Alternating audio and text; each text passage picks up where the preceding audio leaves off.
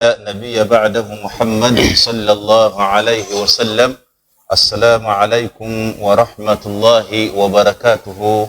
أبطلبك الدعوة TV تفنى ومن kubaniriza mukasera kanu mukadde kanonga kekamu obudde bwe bumesawazezemu nakulerumu tulina mukadde waffe mu studio Sheikh Ahmad Salim Bogere kabatode ku salam inshallah. Bismillah wa salatu wa salam ala rasulillah sallallahu alayhi wa sallam.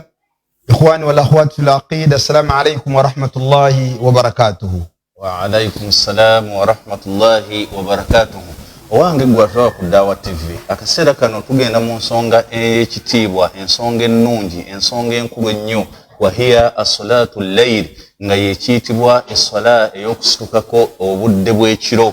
Obadde okimanyi nti essala eyo nkulu nnyo, yo obadde omanyi obukulu bwayo, omanyi empeera ezigirimu, omanyi ki ekimu ku bintu ebigenda okusinga okuyingizisa abantu ejjana ya Allah subhanahu wa ta'ala. Ke kaseera sebo Sheikh tuli bayonta nnyo, ebiseera bino ebyemisana tubeera mu mirimu gyaffe n'obuvunanyizibwa obw'enjawulo. Obudde bw'ekiro buno tukoleremu ki naddala ku nsonga efaanana bw'eti? Obudde bw'ekiro, alhamdulillah wa salatu wa salamu ala rasulillah sallallahu alayhi wa sallam. Allahumma ja'alna min al-qa'imin. Tumusaba Allah subhanahu wa ta'ala atussemu abo abazuuka kw'ekiro. Tewali muntu azuuka kw'ekiro n'akola loosi. Buli azuuka kw'ekiro agobolola. Nabbi sallallahu alayhi wa sallam yatulaga okuzuuka kw'ekiro. Tetukyalina budde bwa kuzenyisa. Omusajja lunaku lumu yayogera ekigambo ne neewuunya. Naye nti bwe ndaba omuntu ng'aseka kati njagala mubaluyi oseka ki? Allah.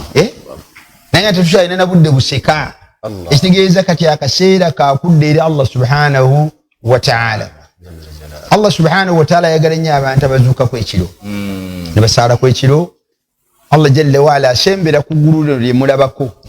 Eryo eriri awo n'abuuza nti abange baani abansobezza emisana mbasonyiwe? Baani abalina obwetaavu mbawe? Baani abalina obulumi? Abantu balina obulumi seeka. Bantu balina obulumi batambula, aboogera mu kkubo atambula ayogera. People in the dilemma, real state of confusion.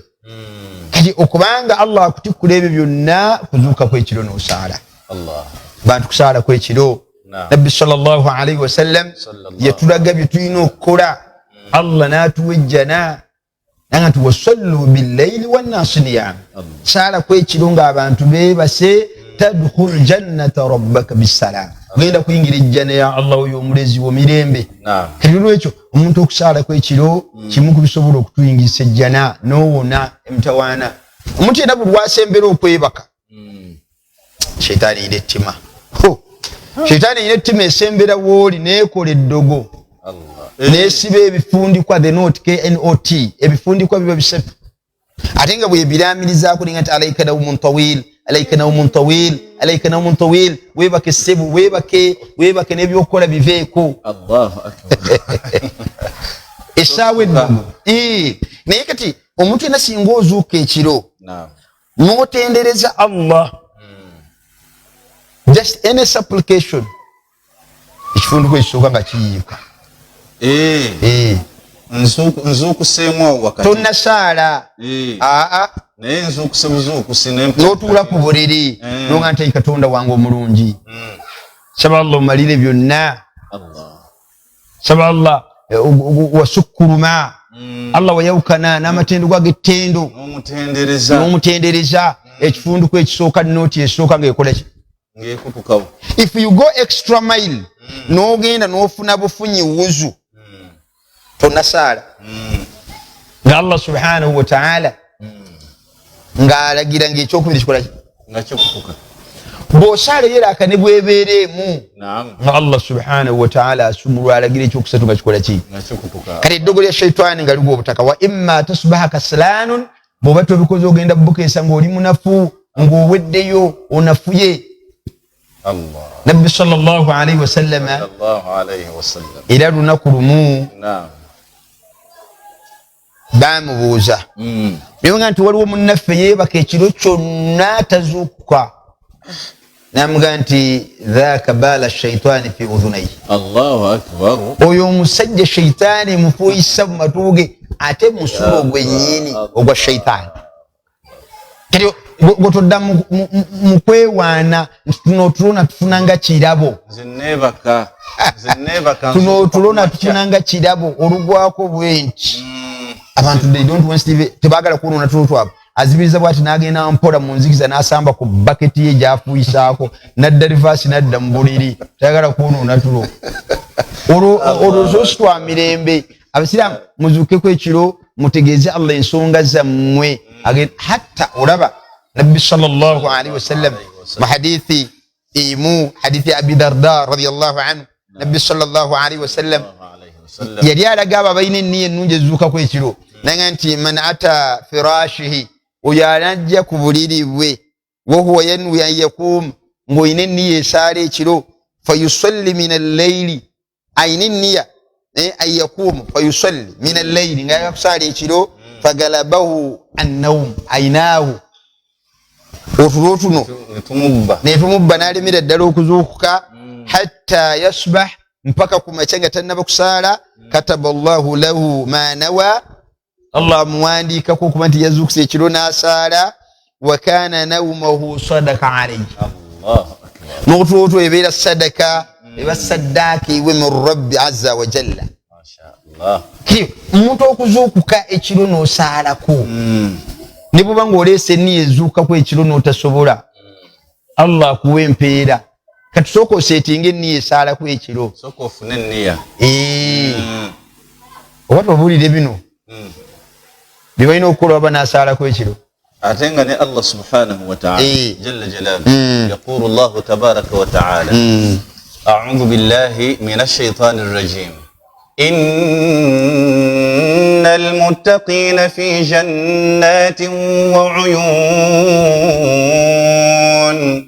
آخذين ما آتاهم ربهم إنهم كانوا قبل ذلك محسنين كانوا قليلا من الليل ما يهجعون أبو بكر نعم wallahu kuba bulungi mu bitendo by'abakkiriza ekiro beebakanga ku kitono Allahu akbar tebamaliranga budde bwabo mu buliri kutuka paka ku makya otulotu otususse tubi omuntu omutuufu teyandibadde nga yeebaka kiro kiramba era tuvuula banabbi sallallahu alaihi wasallam hadithi ya Abi Hurairah radhiyallahu anhu. I want you to listen and listen attentively. Yagamba sallallahu alaihi wasallam Abi Hurairah radhiyallahu anhu natuga nti hadithi eno mujulirize nabbi sallallahu alaihi wasallam yagamba nti inna Allah yabghadhu atamwa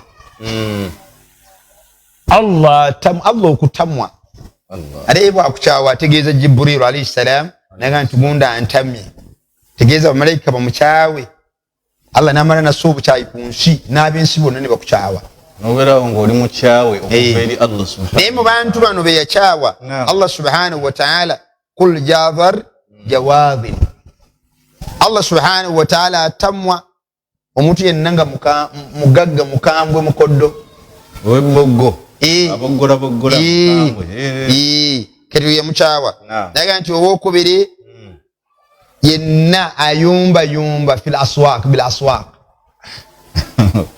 la hawla yogo bubera mukatale oyumba bantu bayombera mu butale watwalako abasajja bakatale n'abakyala abalimu ne bagamba nti sheeko otudde mu baasi nfu ningamba kiki togisobola ningemba basi badde ndaba mu bantu twagenda okutambula kilometers 2 n'enkakaza sigisobola bali oleeta omwana mu katale ne bagamba nti mujje wano tugenda muwe mola la ilaha illallah eri abantu abo mu abaleekaanira mu katale mungu abakyawa tolina kuleekaanira mu katale naga nti jifatun billayl omuntu ono abeeranga yakyogera nti abeeranga mufu ekiro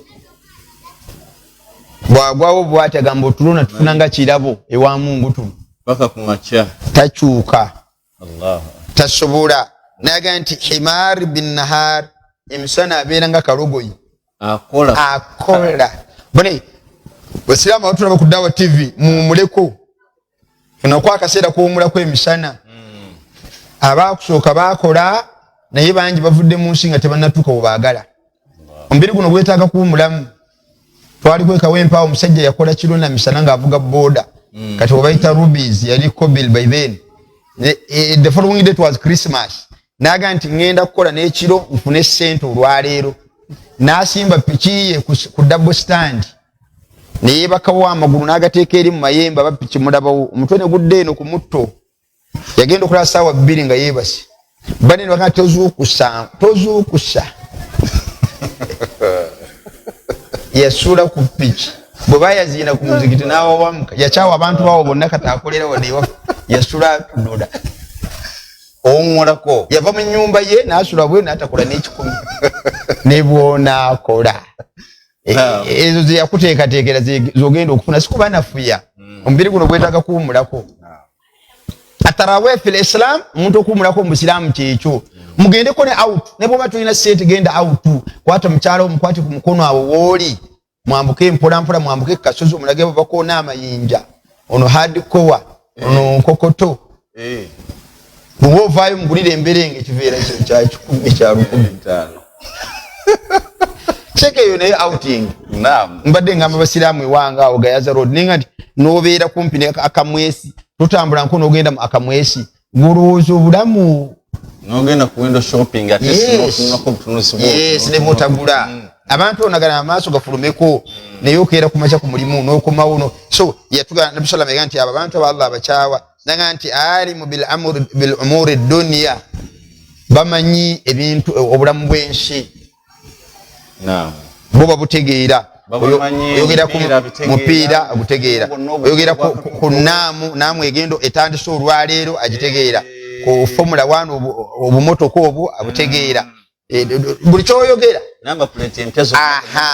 naga nti jahiru bi umuri dunya bi umuri akhira naye bino byetwogerako bino byokusaalaku ekiro ebyaki ebyo nga tabitegeera olwali nomubuuza nnaku z'omwezi mmeka nga tazitegeera naye bw'oyogera ziri ng'akola ki kati tusobodde okuba nga tuzitegeera Allah yagamba nti ya'lamuuna zahir min ad-dunya min hayati ad-dunya wa hum anil akhirah hum ghafilun bino tebabifaako bino kati olwekyo muzuukeko ekiro tusaaleko tusuula bubiseeka naye kikulemesa okusaala nze sikiraba bweweebaka ku mattress ku mufaliso gwe weebaseeko ng'owulira akabaawo we kali nga tokutteeyo obwo teguba mutono nnyo ng'akabaawo k'ekitanda we kali otegeerawo nga tokutteeyo bw'oti naye era n'olemerawo ne weebaka till morning twandibadde ate abatasaalaku ekiro be basula obulungi naye gwe siriikiriramu katono gwatulaba ku Dawa TV olabe woosula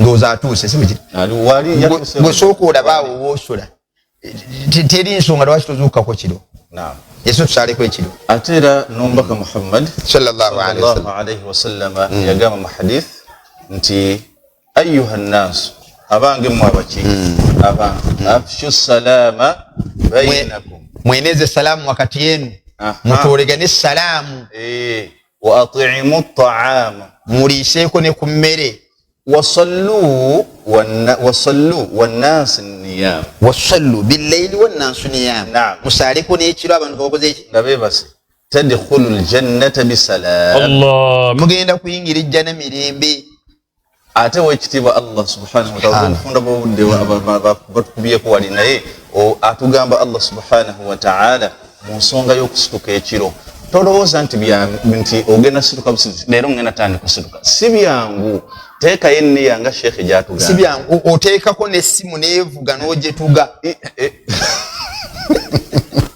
esimu evuga ekiro n'oyisaayo obukoro gwe kejjere toga astagfirullah yali andabanga gwe wataddeko essimu osaale ekiro naye oyisaayo omukono mpolampola n'ogituga noga nti astagfirullah yagamba Allah subhanahu wa ta'ala تتجافى جنوبهم عن المضاجع يدعون ربهم خوفا وطمعا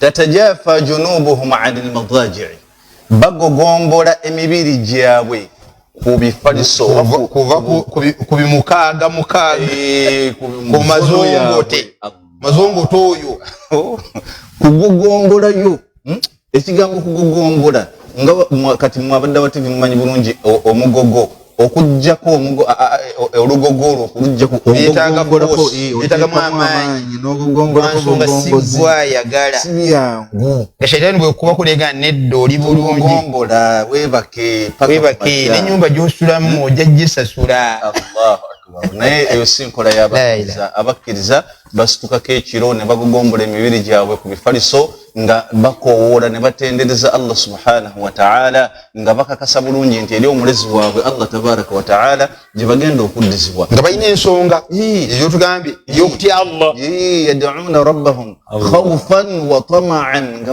bali mu kutya omulezi waabwe Allah subhanahu wa ta'ala n'okubanga bamativu nti ye mukama waabwe ye byonna.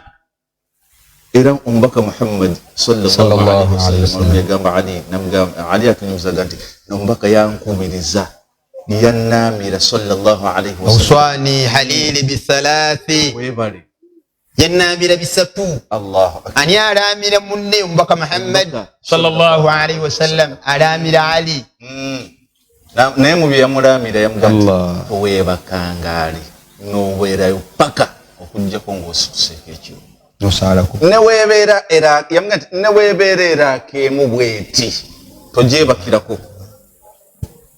N'olwekyo ab'ebitiibwa ensonga Sheikh Mukaddafi gyatunyonyola ey'okusitukako ekiro nsonga nkulu nnyo.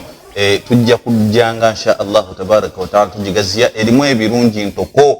Oyagala kusaba Allah oyina ensonga ekaluubiridde oyina obwetaavu eri Allah subhanahu wa ta'ala situka ekiro omutegeeze Allah. Ako yakaita Nabbi sallallahu alayhi wa sallam mu hadithi nda yakaita kasaala akatamiisinga bwe kasinziira wekati nti kukuba ebbanga lyomaze nga weebaka wali oweddemu otulo tetugenda kuggwamu leetedde olwaleero biidhinillahi bwe tuba tukomyewo inshallah tugenda kulabira akameka zosobola okusaala era tuzisaala tutya. Bwe nsala okusaalira akeemu man arada an yutira birakaa weyagadde okusaalira akeetya n'ogisaala ayagadde okusaalira akasatu wazisaala atya kubeera akazi n'essatu bw'oba osazeyo okusaala essatu ekiro weegendereze. Nabbi sallallahu alaihi wasallam nti la tutiru bithalathi tosalangira akasatu ng'ozifaananyiza magaribi segeza n'ozisaalira akazonna ssatu nga ziri mu tayyatu makkati at least saala emu omala osaalira akameka bbiri oba saala ssatu mufuulirizo zonna zaawamu oba okusaala ebbiri n'asembyayo emu.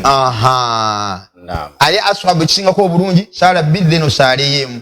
Yana nabbi sallallahu alaihi wasallam qala salatu al-layl aw sunnatu al-layli wan-nahar mathna ashab kusaalira akameka bbiri. Tujja kulaba biidhinillah yagadde okusaala ettaano zisaala atya zirina ensaala mmeka yagadde okusaala omusanvu yagadde okusaala omwenda hatta bw'okutuukira ddala aka 11 naye abantu tutandika okusaala tomala kiro kyonna nga tosaddeeko.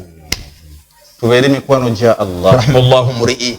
Allah asaasire omuntu yenna Allah asaasire omusajja yenna azuukako ekiro n'asaala n'azuukusa abantu be bwe bakaluubirirwa okuzuuka n'abateekako ku tuzzi n'abasiimuula ku maaso n'otuzzi tobayiira bbaafu alina tuba tuwa mukwano naye mukwano gwa leero nagwo oba obuteerako amazzi nkokola akuba bwaki naye almuhimu ozuukusako abantu Allah asaasire n'omukyala yenna azuukako oyo oba omufunye nga kirabo ya rabbi azuukako ekiro n'asaala owulira otya ng'ozuukuse nga mukyala otalabika mu buliri n'ogenda ng'omunoonya bwoti nga Aisha radhiyallahu anha yanoonya omubaka Muhammad sallallahu alaihi wasallam teyamulaba agenda okusanga ng'ali ku sujuudu kiri asaala agamba nti my palms landed on his heels emikono gyange gyakwata ku bisinziiro bye ng'abikoonaganyizza bw'ati gyali asaala ekiro.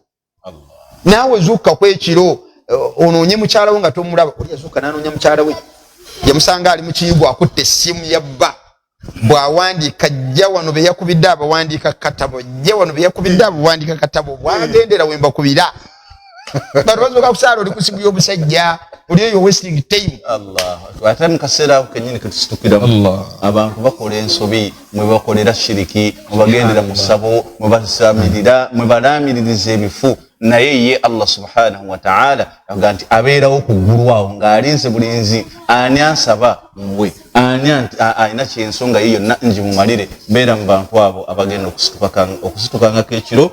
Allah subhanahu wa ta'ala ajja kutuyingisa ejjana bisalami atajja kutuwa emirembe mu nsi muno obeera otebenkedde eswala eyo ngazi nnyo sheekhe mpitirivu nnyo nsaba Allah subhanahu wa ta'ala atuwa obulungi mu nsonga ezo nsaba sheekhe nkusaba osibula abaddu ba Allah subhanahu wa ta'ala atuba ku Dawah TV tusaba Allah subhanahu wa ta'ala akusiime bwakusiima byonna bijja kutereera tusaba Allah atuwa obusobozi obuzuukako ekiro ne mutumutegeeza ekyo ekikukaabya wabulamu kimu kumuloopera ebikuluba mutegeeza muwanika ge magazi Allah agaziize ate bw'oba omusabye ekirubu n'azuuka ku olwaleero mutegeeza ebisinga obulungi otumugamba nti ayi Allah nze n'omala ompaka lw'omukamu ne bwe maanyingira bwenti n'enkomo kyenyumyenyumye ku lw'obutono bwako ndiba maze obulamu olimba saba Allah akuwe the best mansion in this world bw'oba osabye emmotoka saba emmotoka tosaba emmotoka obutategeerekeka saba ekyekimala saba Allah subhanahu wa ta'ala atusobose okuzuuka kw'ekiro atusemu abasobola okumutegeezaako ensonga zaffe saba Allah subhanahu wa ta'ala ayajalna min alqa'imin atusemu abasobola okuyimirira saba Allah subhanahu wa ta'ala may Allah subhanahu wa ta'ala protect us from the torments of the grave. May Allah subhanahu wa ta'ala give us peace, love and reconciliation among ourselves. For Allah is the kind, is the merciful, is the fountain of easiness. Wa barakallahu feekum. Wa salamu alaykum wa rahmatullahi wa barakatuh. Wa alaykum assalam wa rahmatullahi wa barakatuh.